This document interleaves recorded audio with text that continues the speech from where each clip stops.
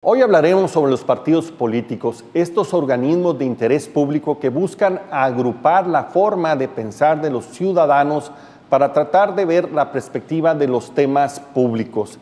Y lo hacemos porque recientemente el Instituto Nacional Electoral aprobó 3 nuevos partidos nacionales que se suman a los 7 ya existentes. Estamos hablando del Partido de Encuentro Social con una orientación hacia la Iglesia Evangélica, el Partido Humanista y el Partido Morena, liderado por Andrés Manuel López Obrador. Estamos hablando que a partir de 2014 estos 3 nuevos partidos ya cuentan con las prerrogativas que la ley les otorga y forman parte del Consejo General del Instituto Nacional Electoral. Con ello se suman a esta presión presupuestal. Los partidos políticos reciben financiamiento público en sus actividades ordinarias, en este año en particular, cerca de 3.800 millones de pesos. Y estos 3 partidos, para que inicien sus operaciones, van a tener un subsidio público de 36.3 millones de pesos. Y así acumulamos un listado de 10 partidos políticos. Hoy vamos a tratar de analizar este tema, valorar si México necesita tantos partidos, si representan verdaderamente a los ciudadanos y cuáles son las perspectivas que tendríamos de cara al futuro. Estamos en Los Opinadores y vamos a hablar de los partidos políticos en México.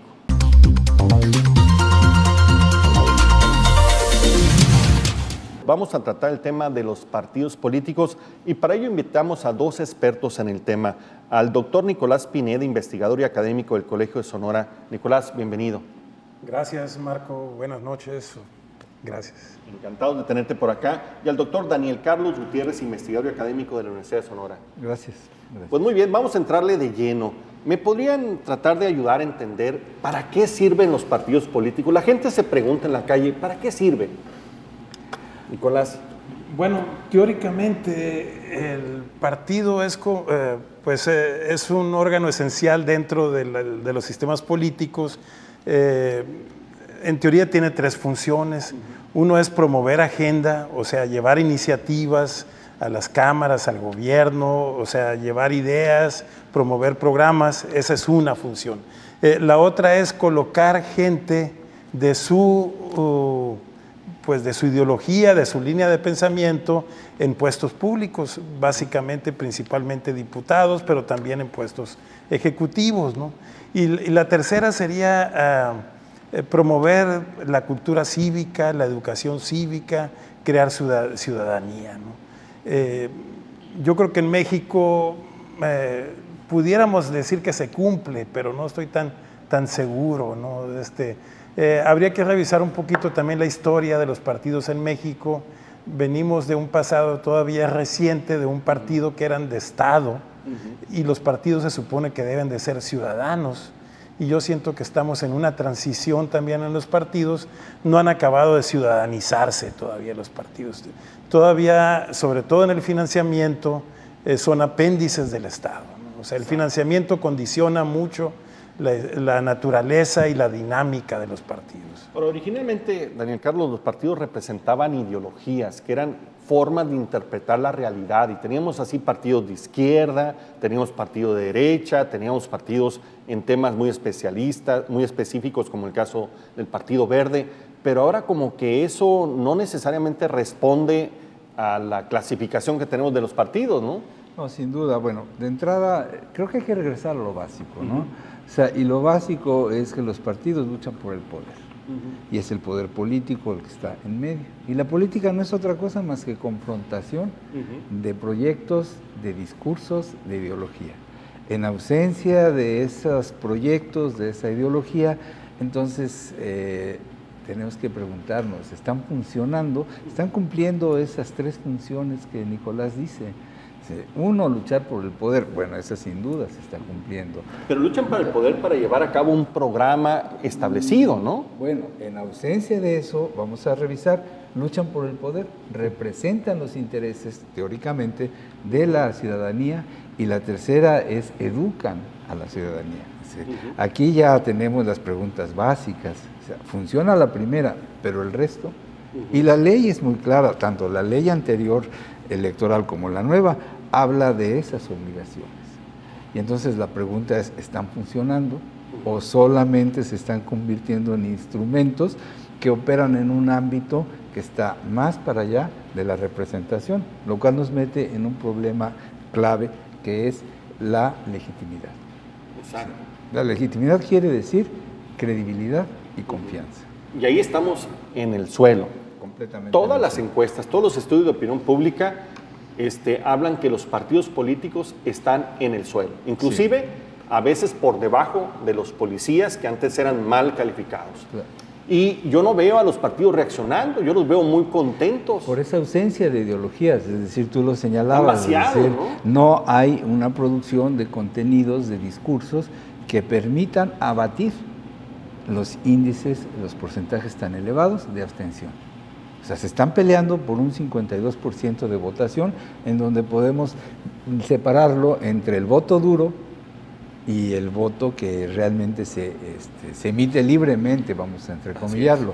Es decir, tenemos aproximadamente 17% en el estado de Sonora, un 17% de voto duro del PRI, un 16% más o menos del PAN y un 3% del PRD, digamos, voto duro. Total, queda un 19% de voto libre, que es el que define finalmente quién gana o quién pierde. Sí. Pero nadie se está preguntando sobre los porcentajes de abstención. Y por eso digo, la legitimidad es un problema serio. Es un problema que tiene que ver con la representación de esos intereses políticos de los grupos sociales, de los ciudadanos. Porque en realidad gana el partido que tiene el mejor tercio del 50% que vota, que significa más o menos como el 20% del electorado, que es una subrepresentación muy baja, ¿no? Claro, claro, porque están llegando a los puestos de poder, como señalaba Nicolás, con porcentajes por abajo del 20%. Ahora también estamos viendo que hay partidos totalmente vaciados de ideas y de proyectos. Nada más es la consecución del poder. Por lo tanto, tampoco pueden cumplir con esa otra función que es educar. Más bien, parece que ellos necesitan ser educados para que recuperen sus proyectos de lo que piensan hacer con el gobierno. Cada vez nos platican mucho menos. Los partidos ganan a base de las críticas, pero no de sus propuestas de qué van a hacer cuando sean gobierno. Yo insistiría que los partidos en México están pervertidos por su sistema de financiamiento, ¿no? Yo creo que la calidad de un partido se puede medir por su vinculación ciudadana o por que es lo que da la legitimidad, ¿no? ¿Hasta qué punto tiene una base social legítima, que tiene una tendencia o intencionalidad política? Sería la esencia o naturaleza, yo creo que lo que da la naturaleza de los partidos, pero tienes que resolver el problema de su sostenimiento, ¿no? En México, en muchos países, la organización de los partidos es libre, hay mucha liberalidad, puede haber a veces hasta demasiados partidos, X número de firmas, y bueno, se aglutinan. Pero hay que resolver la cuestión de financiamiento. México se fue por, no sé si sea un caso extremo a nivel internacional, ahí no tengo el dato, pero por un financiamiento público muy generoso, ¿no? O sea, muy vasto, ¿no? Y eso yo siento tiene pervertido la ideología, tiene pervertido la intencionalidad de la membresía de los partidos, a tal grado que para mí, yo el problema de la naturaleza que veo en los partidos políticos en México es que se ha vuelto una especie de piñata, ¿no? O sea, hay una especie de entrar ahí porque hay mucho dinero. Hay mucho dinero, los cuadros de los partidos, no hay transparencia, pero todos sabemos que están excelentemente pagados. Yo sé de partidos muy pequeños que se pelean por no tener muchos miembros, aunque tengan su delegación aquí estatal. Ellos no quieren tener membresía porque ya con los 7, 15, 20, 30 que están ahí, les tocan 2, 3, 7 millones anuales y sacan sus spots, sacan sus campañas, y es una excelente manera de resolver su problema existencial de vida, de sostenimiento, ¿no? Entonces, yo ahí veo la crisis de los partidos. Esta forma de financiamiento público que pretendió evitar un problema, que era el financiamiento dijéramos, ilegal o proveniente de sectores de negros, como es el crimen organizado. Pues se aprendió a evitar eso y le resolvió el financiamiento público, se hizo un financiamiento público muy atractivo y yo siento que eso tiene pervertidos a nuestros partidos. Nicolás, a todos, porque me da la impresión que a los chiquitos sí les sirve financiamiento público, pero que los grandotes no tienen ninguna bronca y que además eso no los para en buscar otras fuentes de financiamiento más allá de los públicos. A todos, yo creo que incluso pues hay muchas aspiraciones a convertirse en partidos políticos. Una de las críticas que se ha hecho de los partidos más pequeños es que se han vuelto franquicias familiares o negocios personales y tienen un dueño, casi como que fueran una gran empresa. Y bueno, ahí ya se pierde la ciudadanía, la ideología se pervierte, es el caso del Partido Verde, ¿no? Que todo esperaría que fuera muy ecológico cuando no es el caso, ¿no? A lo mejor no todos están en el mismo grado, pero yo creo que como sistema de partidos, como forma de organización de los partidos, para mí es lo que ha pervertido, ¿no? Y bueno, no hemos logrado establecer el vínculo entre partido y ciudadanía que prevalezca sobre esa forma de financiamiento. Porque está fallando justamente. El problema de la representación es un problema de fondo. Por eso no hay conexión entre la construcción de la ciudadanía y la función de los partidos políticos. Ahí se pierde el claro, y entonces... Vamos a regresar un momento con este tema. Estamos en Los Opinadores, estamos hablando de los partidos políticos y esto se está poniendo bueno.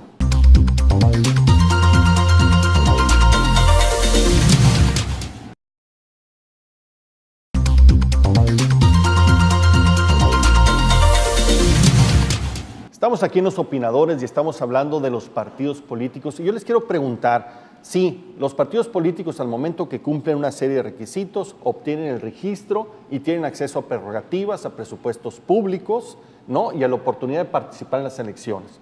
Y solamente podrían perder ese registro si no cumplen con ciertos requisitos burocráticos, obtienen un porcentaje menor al 3%, 3.5% de la votación. Y el resto, ¿cómo controla un ciudadano? ¿Cómo podría obtener un ciudadano una especie de contraparte de esa inversión que hace en los partidos políticos? No hay forma. En este contexto del sistema político mexicano no hay forma. O sea, ¿por qué? Porque se nos está complejizando la vida pública. ¿Qué quiere decir? Lo que quiere decir es que simplemente ya no son los partidos políticos, sino son las candidaturas independientes. Lo que quiere decir que tenemos que hacer equidad de género. Sí, los partidos políticos tienen que tener 50 hombres y 50 mujeres en sus candidatos. Sí, y entonces, ¿de dónde va a salir esto si no hay un trabajo de construcción al interior de los partidos que busque no cerrarse en esos términos que se señalaban anteriormente, sino que busque justamente convertirse en ese representante? Pero ¿cómo provocarlo? Porque por lo visto las burocracias partidistas están muy padres, ¿no? En ausencia de un discurso, en ausencia de una ideología, y la función de la ideología es cohesionar a la sociedad, es darle identidad a los grupos sociales. Esa es la función de la ideología. Sí, en ausencia de eso y frente a la incapacidad de hacer política, entonces la política la hacen los medios de comunicación, la hacen las agencias de publicidad, los gabinetes de opinión, son los que ponen los temas. Y entonces es muy cómodo invertir en que otras instancias hagan la comercialización de la política, de tal manera que estamos frente a una producción de contenido chatarra, que no nos sirven para integrar y para darle dirección a la sociedad, que no nos sirven para resolver esos problemas que nos plantea los nuevos contenidos de la ley electoral. Demasiado dinero para incumplir con sus funciones básicas. Demasiado dinero. O sea, la democracia, y solamente estoy refiriéndome a una democracia electoral, no a una democracia en donde el ciudadano esté involucrado. O sea, la democracia electoral es para que los partidos presenten a sus candidatos, se presenten en elecciones y ocupen posiciones de elección. Nada más el poder por el poder. El poder por el poder. Muy padre. 10 partidos políticos en México. ¿No parecería demasiado? Además, incumpliendo prácticamente todos con su razón de ser. Yo, tratando de contestar la pregunta que hiciste inicialmente de qué hacer, ¿no? Es un ejercicio de escenario, de imaginario, que está muy distante de nuestra realidad actual, ¿no? Yo siento que hay que replantear el sistema de financiamiento de los partidos políticos. La manera de ciudadanizar sería no tanto que el partido político le resuelva el problema económico a sus miembros, sobre todo a sus cuadros, y que le dé cosas. Debía de ser a la inversa. El ciudadano debía de sostener en una parte mayoritaria y principal, medular, pudiera ser, a los partidos políticos. Debiera de darles vidas a través de sus ingresos. Eso sería lo más ciudadano. Claro, estamos en un país muy desigual, con 40% de pobreza, etcétera, pero el partido auténtico sería el que fuera sostenido por sus miembros, por la ciudadanía, ¿no? Y eso existe en muchos países, ¿no? Bueno, a ver, ahora habrá que resolver lo de los candidatos independientes, que de alguna manera abre una ventana, ¿no? Pero, por ejemplo, creo que en Alemania y Estados Unidos, al hacer tu declaración de impuestos, que pues es muy rigurosa la declaración sobre la renta, tú puedes aportar un dinero a un partido político, ¿no? Y eso se hace a través de los impuestos, pero no automáticamente por una fórmula de votos a través del gobierno, ¿no? Se hace con origen ciudadano, ¿no? Entonces, habría que discutir, ¿no? Lamentablemente estamos en una cosa que el neoinstitucionalismo le llama la dependencia de la ruta o el path dependence. Se comenzó en una línea y es muy difícil de la noche a la mañana cambiar el sistema, pero yo creo que había que replantearlo, porque mientras el partido sea una fuente jugosa de negocios y de ingresos y muy legal y muy derecha, además con muchas facilidades, difícilmente vamos a evitar que incluso lleguen elementos poco deseables, poco atractivos para el ciudadano, ¿no? Nos llegan elementos que están desesperados de hacer negocios en los puestos públicos y que además como candidatos se llevan engañando a la gente con prebendas, con apoyos, pero no sé, vuelvo a la cuestión de la perversión del financiamiento público, y no tenemos una transparencia de dónde vienen los recursos que utilizan los precandidatos, que ha sido una larga polémica de las precampañas, del financiamiento de las precampañas, de los aspirantes y hasta de los que son antes.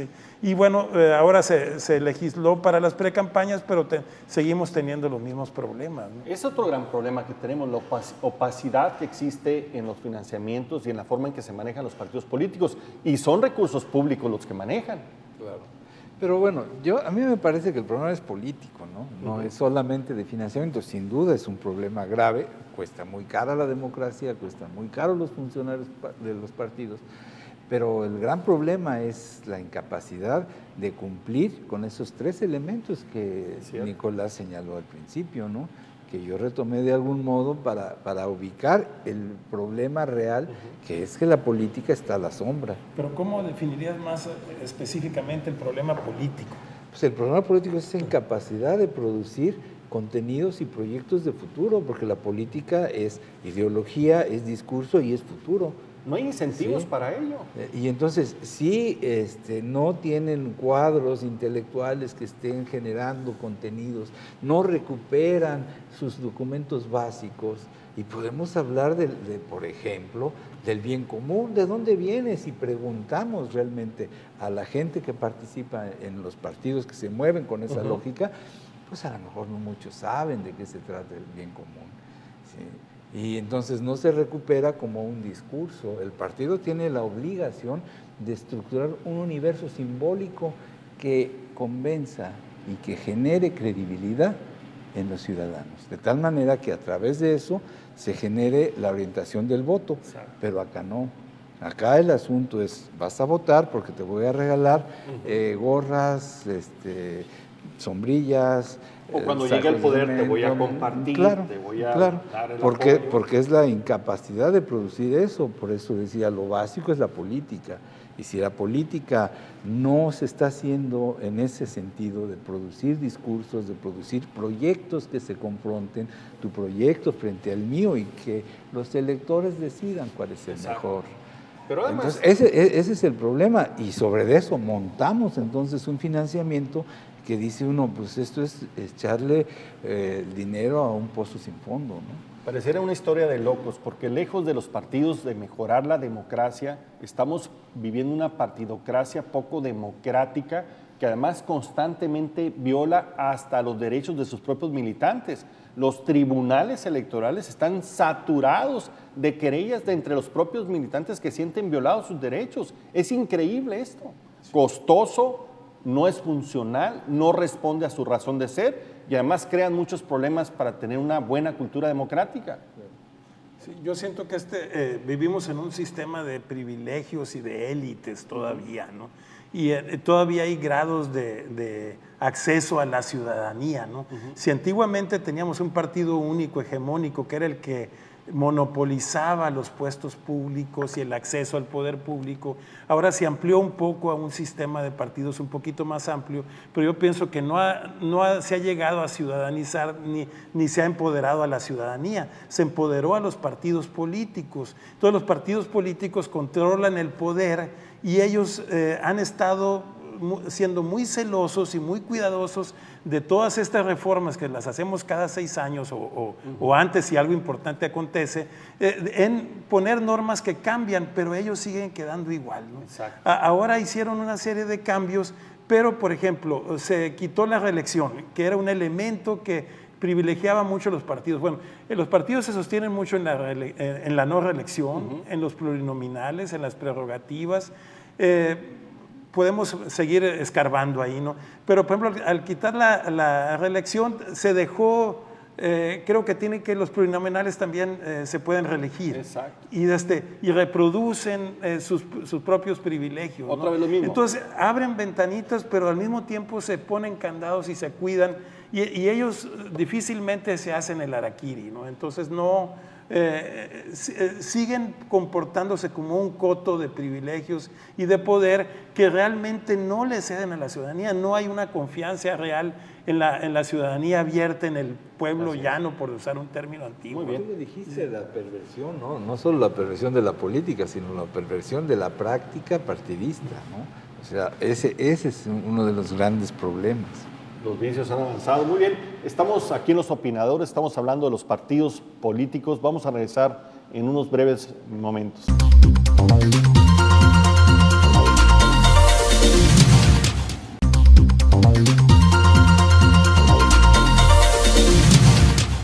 Estamos en Los Opinadores y estamos abordando el tema de los partidos políticos, un tema muy interesante. Bien, ya vemos que los partidos políticos no están cumpliendo con su función, son caros, son opacos y además no están ganando credibilidad y no están legitimados con la participación de los ciudadanos. Entonces, ¿a quién beneficia este sistema actual de partidos?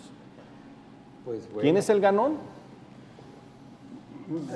No tengo la respuesta totalmente clara, ¿no? Lo que yo estoy viendo ahorita, analizando el momento presente, es de que pasó el entusiasmo de la alternancia después del 2000. Bueno, tuvimos un periodo de lucha largo que podemos rastrearlo hasta el 77 y la caída del sistema del 88 y bueno, unos 90 de luchas por abrir el sistema, que más o menos se consideró consolidado en el 2000, ¿no? Y 12 años de experiencia democrática, estándar electoral, como la señalaba Daniel Carlos, ¿no? Sobre todo, pero estamos entrando en un periodo como de cierto desencanto.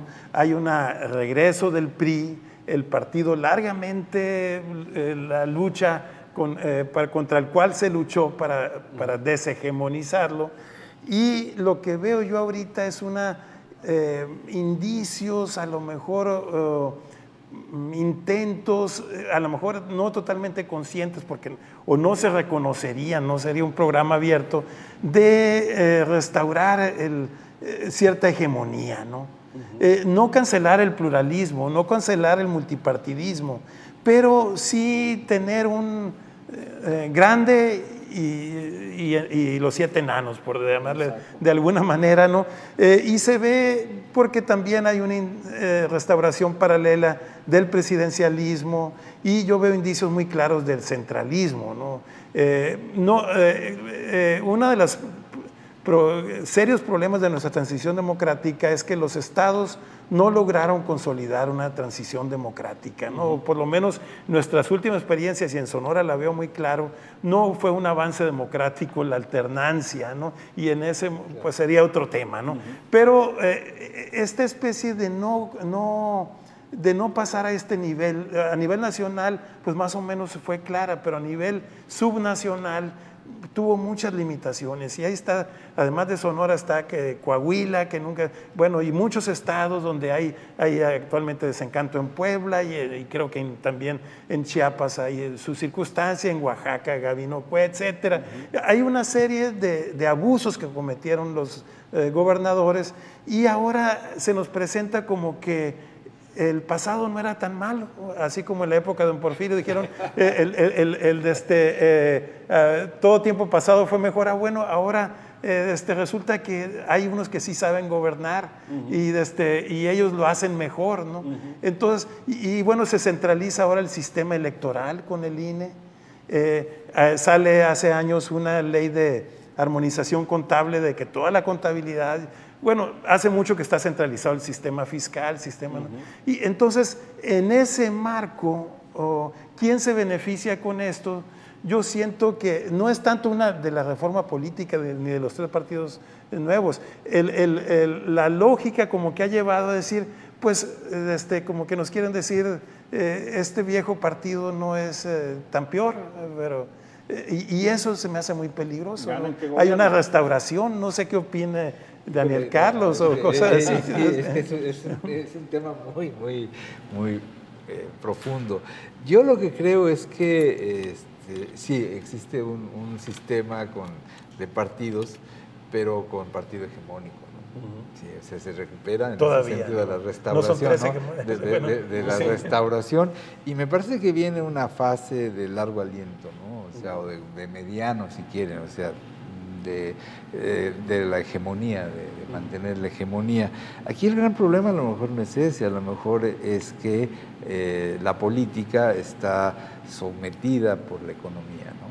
O sea, los ámbitos, los campos ya han perdido las fronteras, entonces hay muchos grupos de poder económico que están metidos en la orientación de las decisiones políticas. El poder económico es acomodaticio. Claro, por supuesto, pero en algún momento pues sí había una separación, aunque fuera delgadita, ¿no? Ahorita me parece que esa separación está muy porosa o está rota, y ese es el gran problema. Entonces, cuando la instancia privada somete a lo público, entonces reduce los espacios. Entonces ahí viene toda una historia de adelgazamiento del Estado, del gobierno, etcétera. En el juego de partidos y en nuestra experiencia reciente yo veo un problema, ¿no? Por ejemplo, cuando el PAN gobernó, estuvo en el gobierno de la Presidencia de la República, el PRI no cooperó con el PAN. Y no hubo manera de que el gobierno lo hiciera entrar en un juego de cooperación. Ahora que el PRI gobierna, el PAN sí coopera. Y aquí como la ciudadanía debía de ser la que determinara esas cosas. El asunto es que están en ámbitos y en esferas completamente lejanas a la ciudadanía. Sí, nos cuesta muy caro tener al rico más rico del mundo, ¿no? O sea, pues cuántas llamadas tienes, cuántas llamadas haces. Y entonces, al segundo también complicado, exactamente, ¿no? Y entonces, bueno, en esa medida, cuando las fronteras, cuando las esferas no están claras, entonces dices, bueno, algo está pasando. También ahí hay una dificultad muy grande, porque entonces nos enfrentamos a que el poder político pues está básicamente sirviendo a esos intereses, y ahí es un problema de otra orden. De la economía que tú mencionas, ¿no? Al regresar el PRI se inaugura el 2 de diciembre, creo, con el Pacto por México. Y es una novedad política después de muchos años, no sé si desde los 80s por allá, de no cooperar la oposición con el gobierno. Por primera vez hay un gran pacto donde entra la izquierda y la derecha, y si queremos decir el centro. Hay negociaciones con el PRD o una fracción del PRD y con el PAN, y cada quien mete sus elementos. Aunque, digamos, como política, es una novedad de poder integrarse. Claro, ya después de 2 o 3 años, ya le vemos muchos poros o muchas rendijas al pacto, y en su materialización legal a lo mejor tiene muchas limitaciones, ¿no? Habrá que ver las reformas, ¿no? O sea, dos periodos presidenciales de la oposición, del PAN, y no pudieron concretar una serie de reformas. Si viene el PRI, concretan las reformas, pero eso es lo que implica, ¿no? Eso lo que implica, pues, justamente es reorientar un modelo de desarrollo. No me gustaría terminar este programa sin preguntarles brevemente qué podríamos hacer los ciudadanos para cambiar este orden de cosas, porque la pelota o el balón del juego de fútbol somos los ciudadanos, ¿no? Ya andamos de una cancha a otra cancha. Desde el ámbito ciudadano, ¿cómo podríamos recuperar el valor, el sentido de los partidos políticos para que contribuyan a mejorar nuestra vida y nuestra democracia?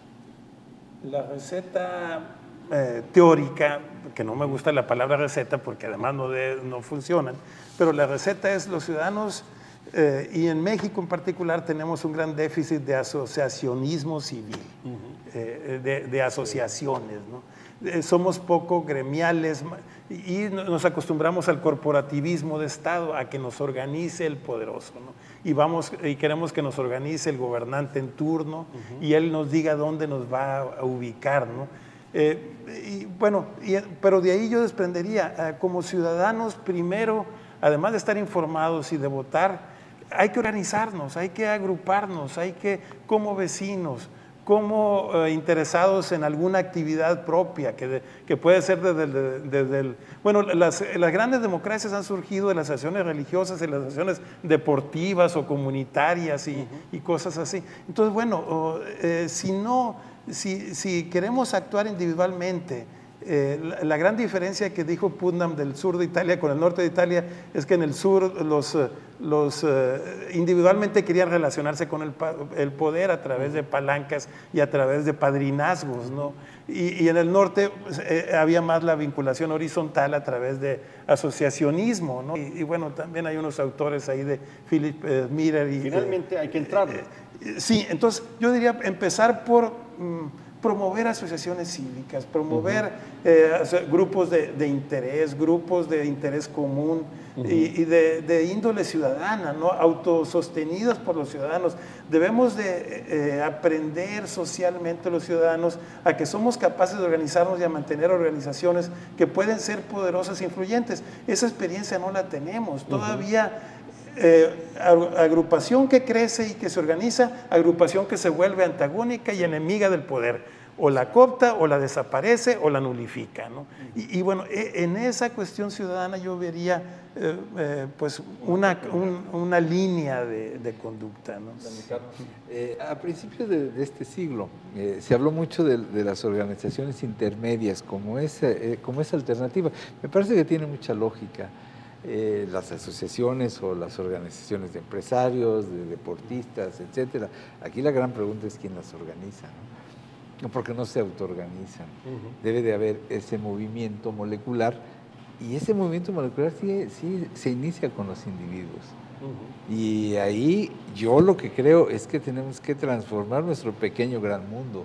O sea, yo como profesor necesito llegar temprano, necesito preparar mis clases, necesito responsabilizarme y hacer muy bien mi trabajo para que los alumnos aprendan y se haga un movimiento molecular y ellos puedan cumplir con una función de esa naturaleza. El funcionario, el empleado, cada uno debe de asumir una responsabilidad de transformar este asunto y de autoconstruirse ahí sí como ciudadanos.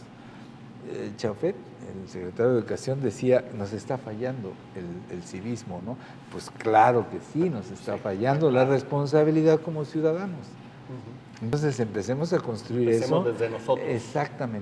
Exactamente, y nada más concluyó Nicolás, y esto va a ser un movimiento molecular. O sea, yo aspiraría a que lo que estamos diciendo aquí resulte importante y pueda influir en alguien que influye en otro y que influye en otro, y eso va haciéndose un movimiento molecular. Me parece que por ahí está el asunto, porque de otra manera, y Nicolás lo dijo muy bien, no van a dejar que esas organizaciones crezcan, porque o la cooptan o la desaparecen, así como lo dijo Nicolás, ¿no? Hay muchas instancias de participación que existen, pero yo creo que les tenemos que dar nueva vida porque están como atrofiadas, ¿no? Existen las agrupaciones laborales, o sea, tipo sindicatos o gremios, pero también existen cosas que incluso el Estado desapareció, como las asociaciones de padres de familia, que ahora las quieren revivir y que no sabemos como padres, bueno, sobre todo en las escuelas públicas, cómo comportarse, si es nomás para cuidar la tiendita o es para vigilar la calidad de la educación. Y bueno, por ahí dicen, no, nomás es para la tiendita, o para que pongan persianas o aparatos de refrigeración, pero no se pueden meter en el currículum. La democracia y están las empresariales y muchas filantrópicas, claro, etcétera. Tenemos que cambiar el sentido y la concepción de lo que hacemos. Claro. Si no lo hacemos así, pues nada más vamos a llegar al partido político, pues a ver qué sacamos, vamos a llegar al puesto para ver cuánto agarramos, y entonces reproducimos uno de los grandísimos problemas estructurales, que es la corrupción de este país. Muy bien, pues está muy interesante el tema. Con esto abordamos una primera parte, esperemos próximamente volverlos a convocar, porque creo que esto no solamente da para mucho, es muy necesario tomar conciencia de lo que está sucediendo y cómo podemos cambiar las cosas, porque sí se pueden cambiar. Ese es un tema importantísimo de cara al futuro. Quiero agradecer a Nicolás Pineda, investigador y académico del Colegio de Sonora. Gracias, Nicolás, por tu presencia. Gracias a ti, Marco. Encantado de tenerte por aquí, como siempre. A Daniel Carlos Gutiérrez, investigador y académico también de la Universidad de Sonora. Gracias, Daniel Carlos. Al contrario, gracias. Muy bien, yo soy Marco Paz, estamos en el programa Los Opinadores. Abordamos el tema de los partidos políticos, todo un tema donde deberíamos de responsabilizarnos mucho más los ciudadanos y aprender a actuar.